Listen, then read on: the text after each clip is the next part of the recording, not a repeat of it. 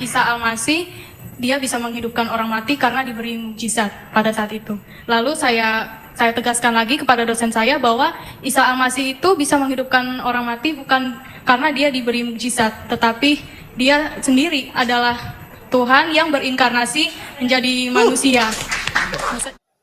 Ya, puji dan syukur mari kita panjatkan ke hadapan Tuhan kita Yesus Kristus yang adalah Tuhan dan Juru Selamat pribadi kita. Pada kesempatan yang indah ini saya akan membagikan sebuah video menarik bagi kita dan video ini sangat memberkati sekali. Di mana kita harus bersyukur bahwa kasih Tuhan selalu baru setiap hari dalam kehidupan kita. Kasih Tuhan tidak pernah terlambat untuk memproses setiap orang menurut dengan ukuran dan porsi mereka.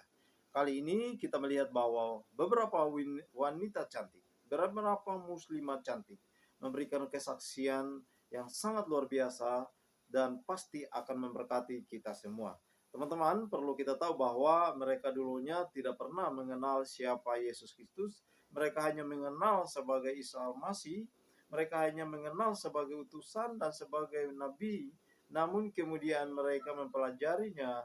Mereka sangat yakin dan percaya bahwa ternyata dia adalah seorang utusan yang pada akhirnya bersaksi untuk semua umat manusia. Tidak ada seorang pun nabi yang akan bersaksi pada akhir zaman. Hanyalah dia, yaitu Yesus Kristus, Tuhan dan Juru Selamat kita. Nah, teman-temanku sekalian, saya akan ajak kita langsung aja simak dulu kesaksian wanita-wanita muslimah cantik di dalam video berikut ini. Iya. Oh, bukan karena keyakinan atau karena apa, enggak? Lebih kepada mata pelajaran.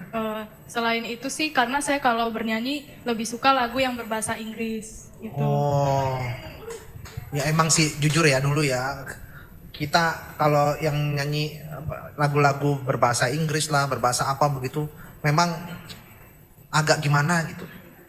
Kamu kalau di pesantren saya waktu itu langsung saya jitak, nggak boleh ya, karena bahasa Arab adalah bahasa surga. Kamu harus pakai bahasa Arab, ya. Iya bang. Kalau sekarang kamu mau nyanyi pakai bahasa Arab, pakai Cina, pakai apa boleh ya?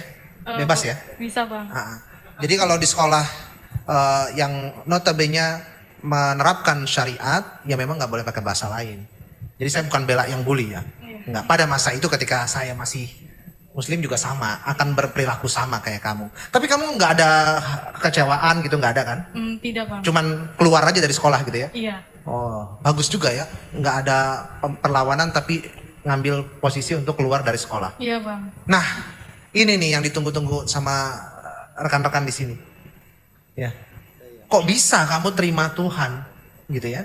Bertobat begitu. Gimana ceritanya? Kalau dari cerita pribadi saya yang di masa kecil, memang saya sudah ingin meninggalkan ajaran saya yang lama. Namun saya belum berpikir untuk Kristen waktu itu. Yang penting saya ninggalin dulu. Yang penting ninggalin dulu. Iya, karena banyak ajaran yang saya dapat dari apa yang sangat mungkin untuk saya being force gitu, dimana saya selalu dipaksakan untuk menggunakan atribut tertentu. Itu padahal bagi saya untuk menggunakan itu adalah hak masing-masing gitu, tidak bisa dipaksa. Tetapi keluarga dari oma saya selalu memaksakan saya untuk memakai atribut tersebut gitu. Nah, makanya dari situ saya sudah mulai berpikir bahwa aku harus meninggalkan ini.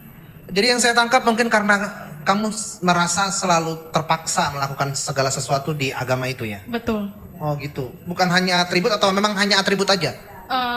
Ada lagi sih. Seperti dimana saya selalu diberitakan dengan hal-hal yang berbau. Kalau di kita boleh sebut aja. Kita dulu bilangnya hal goib. Saya dulu sering ditakut-takutin dengan kalau maaf kalau saya bilang kita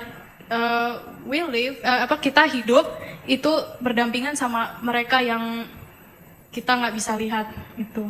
Ya.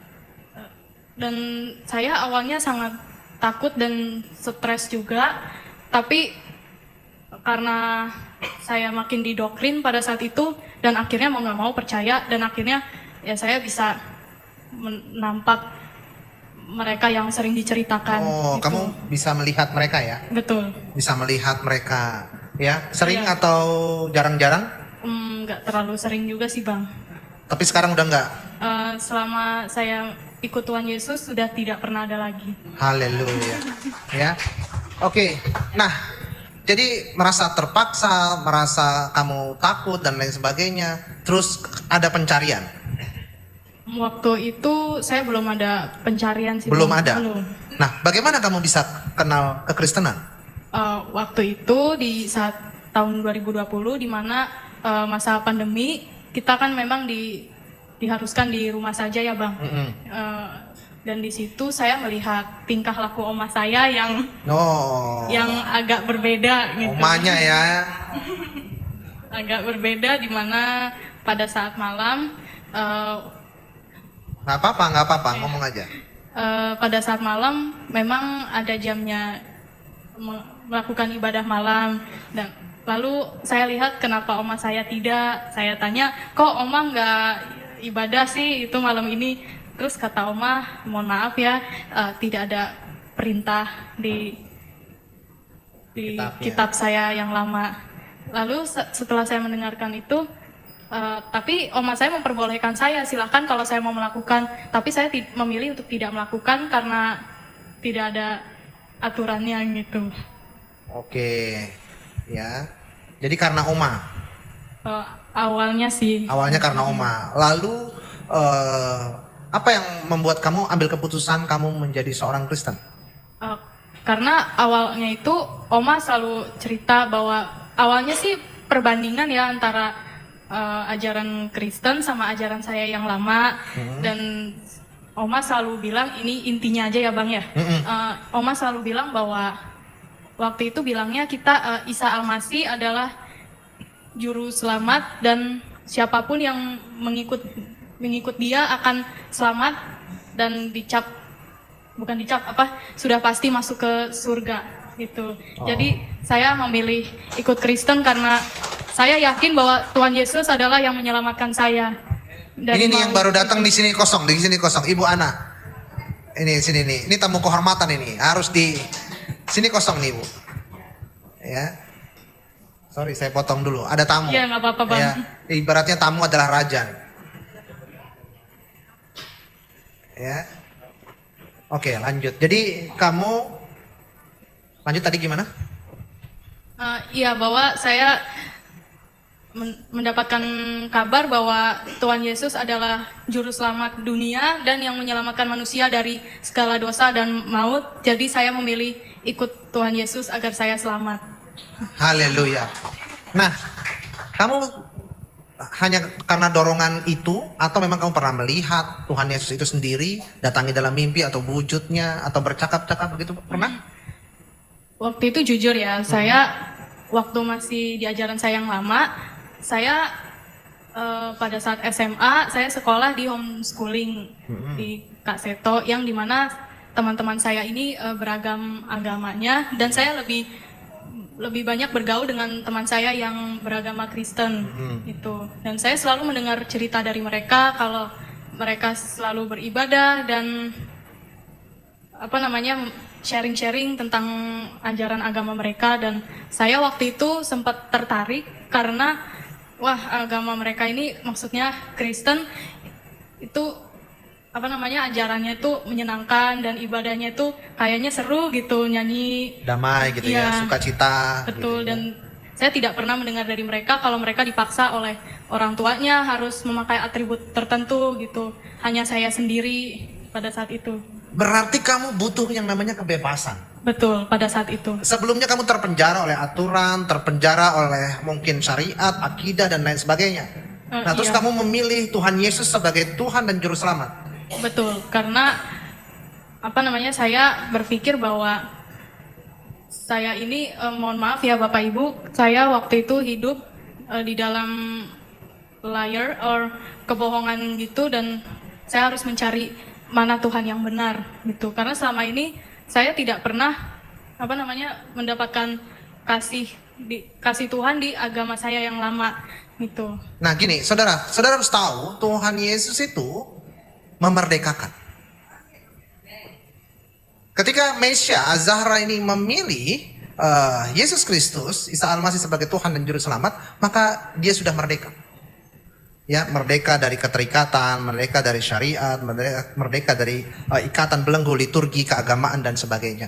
Maka saya bersyukur Mesia Zahra bisa menerima Yesus sebagai Tuhan dan Juru Selamat. Amin. Nah, Mesia, ada nggak sesuatu yang kamu lihat, ya, yang kamu lihat di dalam kekristenan yang kamu nggak fokus di situ, tapi hanya fokus kepada Tuhan? Karena jujur aja, orang Kristen juga banyak yang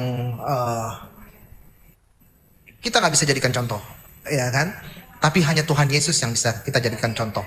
Nah, ada nggak kamu melihat kayaknya Kristen nggak begini nih, nggak sesuai dengan ekspektasi saya. Tapi karena kamu melihat Tuhan, kamu jadi fokus ya sama kekristenan sama Tuhan.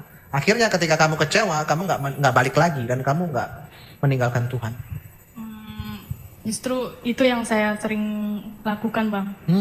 Dari Iya. setiap masalah yang terjadi, kamu hanya fokus ke Tuhan gitu ya? Betul, seperti saya mungkin berada di gereja ini, saya tidak melihat jemaah yang lain, justru saya hanya fokus kepada Tuhan. Jadi saya berasa bahwa Tuhan tuh sekarang ini lagi hadir gitu. Haleluya. Ya. Jadi kalau kamu udah fokusnya kepada Tuhan, kamu akan bertumbuh imannya luar biasa. Amin. Ya. Karena saya kasih nasihat sedikit, bagi saya kekristenan bukan sebuah agama, Mesia. Ya, kekristenan adalah gaya hidup. Bagaimana kita bisa hidup serupa dan segambar dengan Yesus. Ya, Ya, jadi itu yang bisa kita lakukan, menjadi orang Kristen yang artinya juga Kristen itu adalah pengikut Kristus. Ya, tapi kenapa Bang di KTP ada agama? Ya memang hanya Indonesia doang yang di KTP-nya ada agama. Jadi ditulislah Kristen pengikut Kristus. Di negara lain sih nggak ada. Ya, kata religion itu nggak ada. Baik, mungkin itu saja yang bisa disampaikan sama Mesia, atau Mesia ada yang mau disampaikan buat rekan-rekan di sini? Penguat misalkan? Saya hanya sharing pengalaman saya memberitakan kabar baik kepada waktu itu dosen saya sih di kampus saya yang mengatakan bahwa Isa Al-Masih dia bisa menghidupkan orang mati karena diberi mukjizat pada saat itu. Lalu saya tegaskan lagi kepada dosen saya bahwa Isa Al-Masih itu bisa menghidupkan orang mati bukan karena dia diberi mukjizat, tetapi dia sendiri adalah Tuhan yang berinkarnasi menjadi manusia.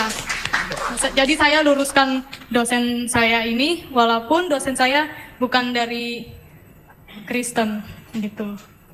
Mesia berani meluruskan dosen Mesia yang bukan Kristen, yang mengatakan Isa Al-Masih bisa melakukan mukjizat itu karena saya izin oleh Tuhan. Lalu Mesia meluruskan itu. Iya, Bang. Bagaimana perasaan dosen itu dan mimik wajah dosen itu ketika Mesia mengatakan itu? Marah atau enggak? Tidak, justru dosen saya sedikit kaget. Oh, ada yang berani gitu ya? Iya. Wah, luar biasa. Baru bertobat sudah berani. Ya, good, pertahankan. Ya, jadi kalau misalkan ada sesuatu yang salah, ya diluruskan. Ya, Sekalipun itu adalah apa yang dinyatakan dia menurut keyakinan dia, tapi karena ini kita imannya berbeda, kita sampaikan bahwasanya itu salah. Di iman saya dia adalah Tuhan. Iya, Ya, Bang. luar biasa ya. Iya, Bang. Mantap, tos dulu. Haleluya. Lalu saya mempunyai niat. Hah? Akhirnya saya bilang sama dosen saya ini, Bapak, kalau nanti Bapak ingin tahu Tuhan saya, nanti setelah kelas ini saya akan terangi lebih jelas lagi. Puji Tuhan teman-teman, itulah merupakan kesaksian yang sangat memberkati sekali, dan video ini biarlah menjadi suatu mengedukasi kita untuk terus iman kita semakin bertambah, iman kita semakin dikuatkan, dan kita melihat bahwa perbuatan Tuhan tidak pernah berhenti untuk memanggil setiap orang sesuai dengan kerinduan, sesuai dengan keyakinannya, bahwa mereka telah dipilih untuk kemuliaan Tuhan. Mereka telah dipilih untuk melakukan perbuatan-perbuatan yang besar untuk memuliakan Tuhan. Kiranya melalui video singkat ini teman-temanku sekalian, biarlah Tuhan Yesus terus menolong, Tuhan Yesus terus memberkati dan memelihara kita semua.